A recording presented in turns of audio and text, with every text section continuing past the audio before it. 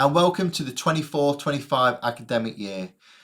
In this short video, we'll be going over 5 top tips for teachers to get the most out of your iPad in a one-to-one environment. Let's get started.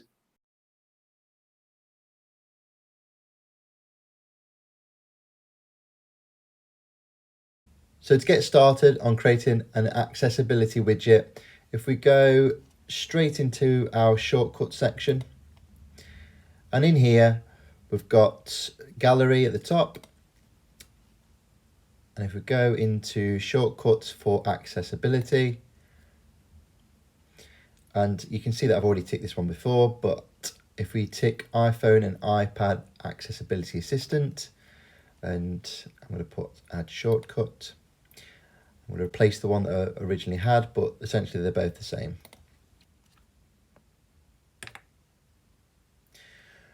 Once I've done that, go back to the home screen, and at this point, if we do a long press somewhere on the screen, and we get that jiggle with all the apps and where we want to move them, but in the top left hand corner you can see there's a plus button, and what we're going to do is add a widget here.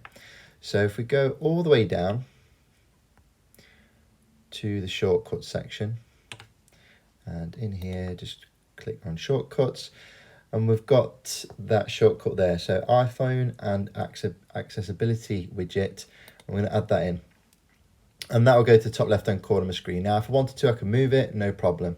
For now I'm going to go to done and click on the widget, and this is great for those individual students who you want to do something for them as a teacher, like we all do, and they've got maybe one or several different needs that you need to meet. And what you can do with this, you can go to, for example, vision.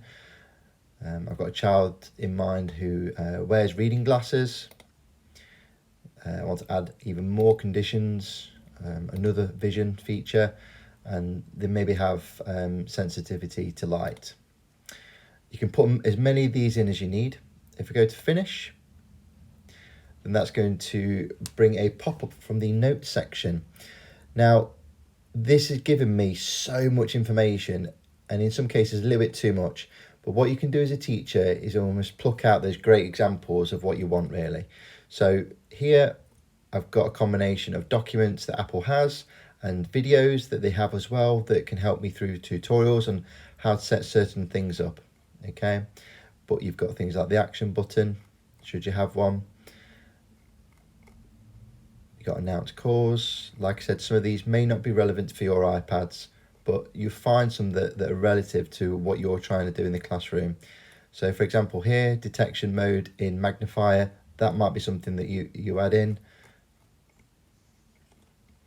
Dictation, and you've got all these bits of advice just below. So, I mean, there's plenty more down here if you can scroll down, but these are great for building out personalised plans for students who may need additional support through the iPad. So, hope you enjoyed it.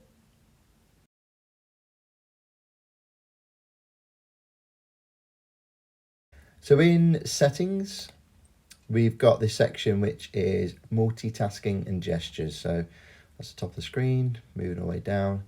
Multitasking and gestures. At the bottom of the screen, we've got swipe finger from corner. If we select that there, it will give us actually from the bottom left hand corner a screenshot, something which even teaching the children to do this, really essential, because it stops them from maybe turning it off and off again, which is obviously the other way of taking a screenshot, and it's just far more easy to use. So bottom left hand corner, use screenshots, and from the bottom right hand corner for a swipe, we're going to create quick notes. So I've activated both of those. At the moment, they are the only two options you can use, which is brilliant. And we're going to go back to our home screen, and we're going to test both of them out. So swipe from the bottom left to the center of the screen, takes that screenshot. Obviously I can use markup, whatever it might be. This might be a website that the children are on, take a screenshot and then put it into the work if they want to. And if you wanted to, we can also, if we just press done, see if that's photos, bottom right hand swipe, we've obviously got that quick link up to our notes section as well. So I can make a quick little note, whatever it might be. Okay, so really simple tip, especially the screenshot. Get that set up on your iPad and get it set up on the children's iPad, and it will save you loads of time in being super quick.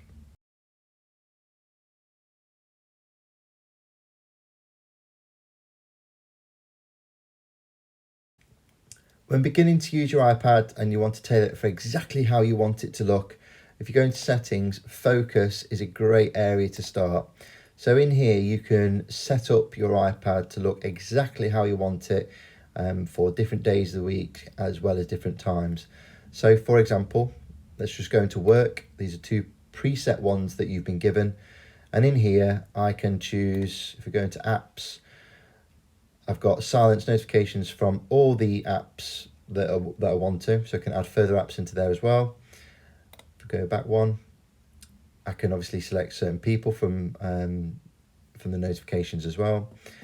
And if you notice a little bit further down, we've got you can select different screens. So if we go to choose, you can select a different screen for perhaps work hours, and then likewise, if you create a different profile, you can have a different screen for after work hours, just so that you get that vibe that you're looking for. So if we go into choose screens, that's one way of doing it. But also, if you're anything like me, I often have all the key apps that I'm using on the first page as a teacher. And what I may choose to do is maybe restrict that first page, obviously not for my working hours, but if I'm doing a profile for maybe after work, I may choose to have different pages, and I may choose to switch off from that work page. So, but with this being the work profile, I'm just going to select that one as being my key one that I'm going to use, as well as the second page as well. They're the main two pages I use within work hours. So if I go to done, if you just go a bit further down, you can also select what hours this applies to as well. So if you notice, we've got Monday to Friday, 8 o'clock till 3 o'clock. Obviously, teachers work way after 3, but just getting that set up so that the children can see that really professional, slick environment that you've got set up on your home screen, and the layout of the apps as well. Because you might want it to look exactly what their iPad looks like as well, just so there's some sort of familiarity with it all. So you can set those profiles up, really useful. Once you've done, if you just go back one, you can set your own version up as well if you wish. So if you just go to the plus in the corner, and here if you go to reading, I'm just going to set up a reading profile, customize focus, and again you can customize that home screen about how you want it to look, but you can also set that schedule as well. So you may have, for example, a time, let's say between the hours of 8 o'clock and 9 o'clock, I want to be my key reading time. I'm going to try and use that every day. So just from there, you've now got 3 profiles that are working, and you can customize your iPad to essentially work for you and the way that you wish to work. Hope that was useful.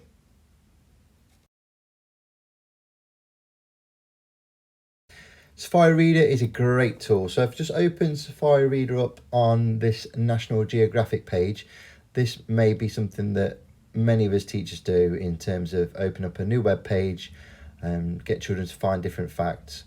But in Safari, this can be more useful to get rid of all the clutter around here. So we've got big banner at the top. Obviously, it's my core content, and we've got plenty of distractions at the bottom as well. So what I want to do is try and get rid of that as best as possible. So if we go up to the double A in the top left hand corner, and we've got show reader. So you notice it takes away all the clutter from the website and makes that really simple to use.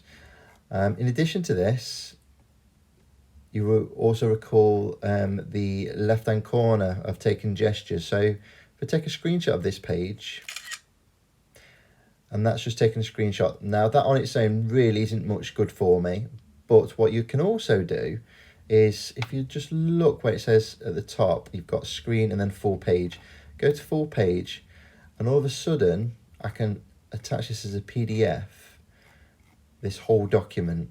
And notice, should I want to, I can make little annotations next to the text on the right hand side, should I wish to, with what I have there as well. So just press done, and I can save a PDF to files if I wish to, and maybe upload it through Showbie or other means, or I can just save it into my photos. But that will save now as a document, and I can get children to go through the document and maybe underline key bits of text, or perhaps highlight different areas that are perhaps really quite significant in as a key fact.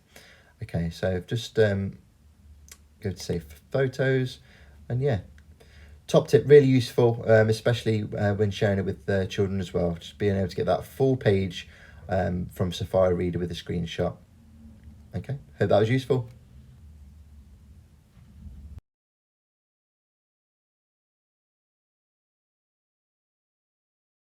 Safari profiles are a great way to get set up with teaching. So if we go under settings and go into Safari, this is a great way of separating your school life from your home life. So whenever I browse on the internet, I can see under two profiles, one being work and one being at home. So if you scroll to the bottom of the page, you can see profiles just sits just here. So click on there, and we're going to have a school button. So you can create an icon here, have a colour that goes alongside it. So I've got one with school, and I've got personal, which just sits there anyway as a default setting. Just turn that to orange. You got those two profiles that work side by side. So if I go back to the home screen and I go to Safari, you'll notice in the top left hand corner that I've now got a little toggle. So if I press this, you can see that actually I can go on to either personal or my school profile. So whenever I create a website here at the very top, or have a website in mind, I can keep what I have on at work separate to what I have on my personal profile. Okay, so just keeping that distance between work and leisure on the same device. So having two profiles to represent being at school and at home. Hope you found that useful. We hope you found these tips helpful as you prepare for the forthcoming academic year. At Jigsaw 24, we're proud to be an Apple first company supporting educators across the UK in creating innovative learning experiences with the power of iPad. To learn more or get in touch with us, simply follow the link in the description below or visit our website at www.jigsaw24.com. Until next time.